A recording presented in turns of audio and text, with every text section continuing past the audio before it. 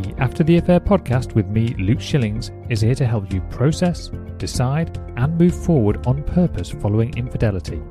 Together, we'll explore what's required to rebuild trust not only in yourself, but also with others. Whether you stay or leave, I can help. And no matter what your story, there will be something here for you. Let's go.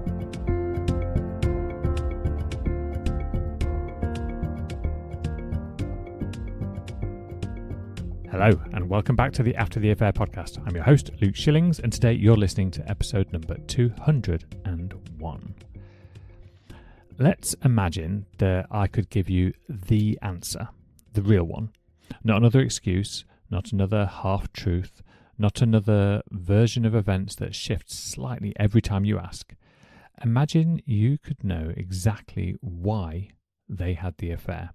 The full, honest, complete truth. Would you finally have closure? Most people listening probably at least want to say yes. I'm not convinced you would though, because I've spoken to a lot of people who got the answer, and then they had, guess what? Another question. Why her? Answer. Okay, but why did it go on so long? They answer. Why didn't you stop after the first time? Answer. Did you love them? Answer. Did you love me the whole time this was happening? Answer. Then how could you do this? Notice what's happening here. Every single answer closed one gap, but then it opened another one right behind it. And that's the pattern I want to spend today's episode unpacking. If you're the betrayed partner, I imagine you know this cycle intimately, because you're probably living inside it right now. Once I understand why, I'll be able to put this down. Once I know the whole truth, I'll finally feel settled. Once they admit exactly what they did, without minimizing, without softening it, I'll stop needing to ask. Once I know it won't happen again, I'll be able to trust. These aren't unreasonable thoughts. They feel logical. They feel like the natural next step on a road to peace. Get the information, and the information will settle you. But for a lot of you, that's not really how it's gone, is it? You've asked, you've maybe had some answers, and within days, sometimes within hours, a new question has quietly formed behind the one that was just resolved. And somewhere in that pattern, some of you have started to wonder if something is wrong with you. Why doesn't the truth ever feel like enough? Why does every answer seem to create two more questions in its place? Am I the problem here? Am I choosing to stay stuck? Well, I want to answer that clearly and early. You're not choosing this, and there's nothing wrong with you. What's happening is far more understandable than it feels from the inside, and I want to walk you through exactly why. The common explanation almost everybody reaches for this is simple. I haven't got the full picture yet. Once I do, the questions will stop. So the search continues. Another conversation late at night when you both should be asleep. Another look through old messages. Another attempt to pin down exactly what happened and when it started and how far it went and what it meant. It makes complete sense as a strategy. Missing information feels like the obstacle standing between you and peace. Fill the gap, and surely the peace is waiting on the other side of it. This is why so many betrayed partners describe themselves as investigators, detectives, even prosecutors in their own relationship. Not because they enjoy it, because it feels like the only rational response to an irrational situation. Find the missing piece, and the picture will finally make sense. Here's the problem with that theory, though. Information has diminishing returns, but the urgency to obtain it doesn't decline at the same rate. Let me put it another way, with numbers, because I think it makes the idea land. Question 1. The very first thing you ask after discovery gives you an enormous increase in understanding. It genuinely reshapes your picture of reality. Question 5 is still useful. It fills in real gaps. Question 20 may be useful. You're getting into detail now, but some of it still matters. Question 73 gives you almost nothing new. You already know the shape of the story. The next answer is a fragment, a footnote, a detail that won't change anything about what you understand or what you decide. But here's the part that catches people out. Emotionally, question 73 can feel exactly as urgent, exactly as necessary as question 1 did. The nervous system doesn't grade its own urgency against how much new information is actually on offer. It just says, I need to know this right now, and I can't rest until I do. Exactly what did she say right before you kissed her? That question can feel enormous in the moment when you're asking it. Your chest tightens, your whole body seems to need the answer. But pause and ask yourself honestly, what would actually change, depending on what they say? Sometimes something genuinely would. If it changes whether they were honest with you afterward, that matters. But often, nothing changes. The facts of what happened stay exactly the same either way. Only the level of detail changes. And detail, past a certain point, doesn't heal anything. It just replays. And that gap between how urgent a question feels and how much it would actually change if it was answered is where I want to spend the rest of this episode. Here's what I think is actually happening underneath all of this. What you're pursuing probably isn't closure, it's certainty. And we're familiar with certainty here on the After the Affair podcast. And certainty has no natural finishing line. Closure does. It's built into the word. There's an ending implied. But certainty doesn't work that way. Certainty just needs one more piece, and then one more, and then one more after that. There's always a slightly smaller, slightly more specific question waiting behind the last one you asked. This is why closure so often has a moving finish line for betrayed partners. You believe, I need to know X. So you discover X. You feel a brief moment of settling, relief, maybe for a day, maybe just an hour. And then the mind offers, okay, but if X is true, then what does that mean about Y? So you chase Y. X becomes Y, Y becomes Z, and eventually Z loops back and reopens your interpretation of X. At some point, another answer stops giving you more truth. It simply gives your uncertainty somewhere new to stand. And here's the more uncomfortable layer underneath that. Even your partner probably doesn't actually have the answer that you're demanding from them.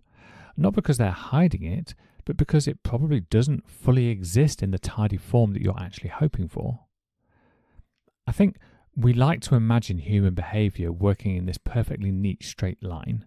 Reason, then decision, then behavior.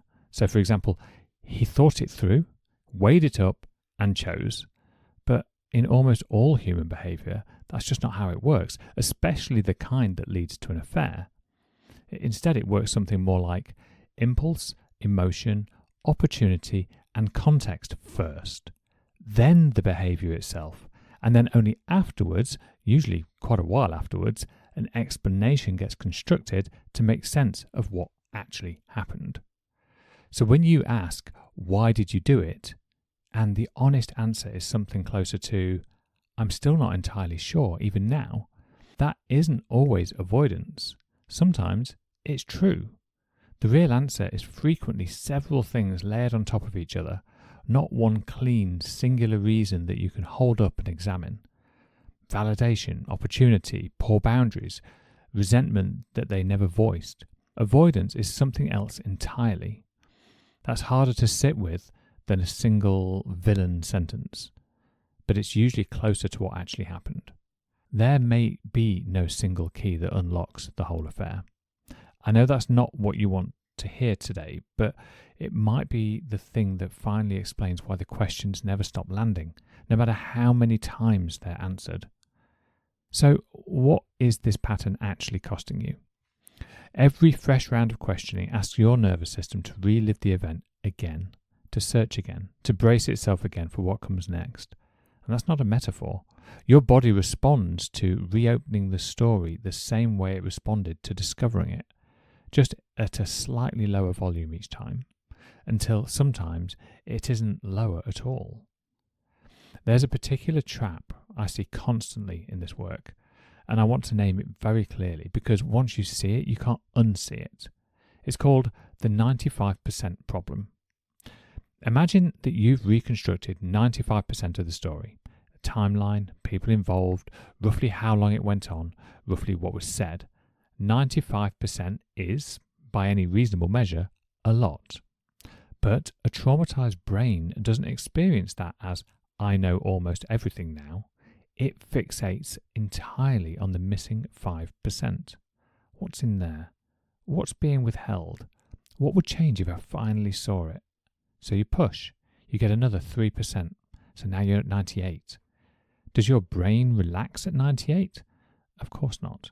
It simply asks the smaller, sharper version of the same question, trying to find that remaining detail just so that it can hopefully find the last 2%. You get closer still, 99. And now the question becomes about that final 1%, the one that may not even be knowable, because it lives inside somebody else's memory or their justification or a moment that they never fully examined themselves. Because the real target was never actually the information. It was zero uncertainty. And zero uncertainty was never available. Not in this, not in any relationship, any history, any human being, including the ones who never betrayed anyone. That's simply not how knowing another person works. That's the cost. You keep spending yourself, night after night, chasing a finish line that was never going to appear, no matter how close you get. So here's the distinction I want to hand you, because I think it's the most useful thing probably that I'm going to say today. Comprehension asks, what happened? And what can I reasonably understand about it? Closure asks, can I let the unanswered remainder stay unanswered? I'm not going to tell you to stop thinking or asking questions altogether. Please hear that.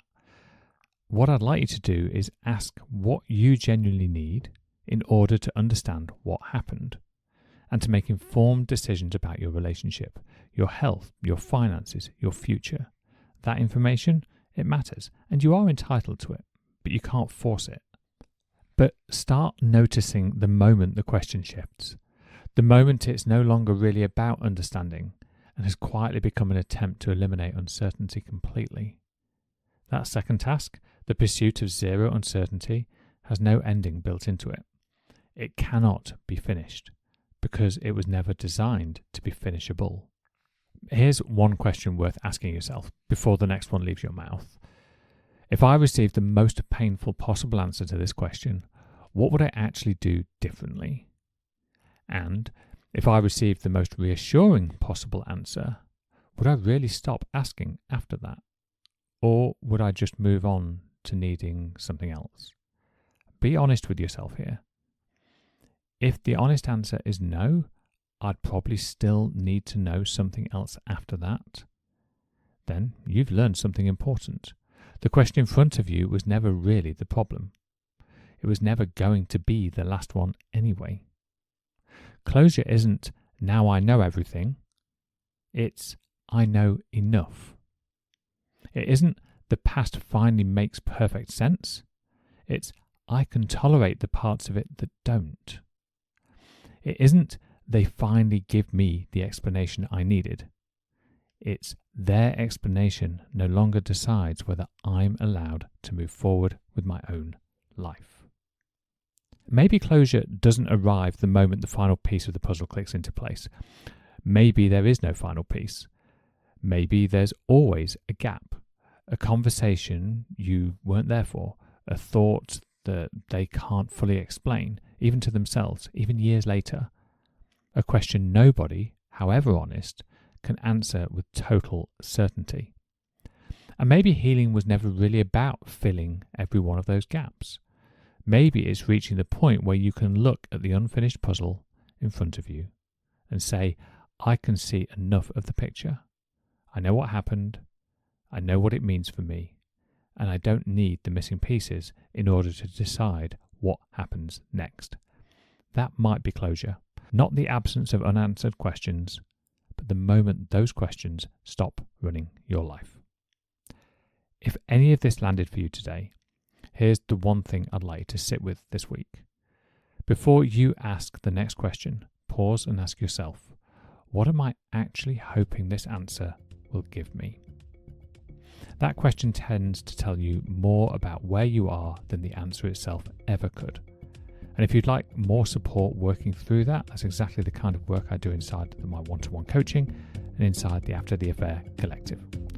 You can find out more at lifecoachluke.com or come and join us over on Instagram at mylifecoachluke. Okay, until next time, take care of yourself. I'll speak to you all next week.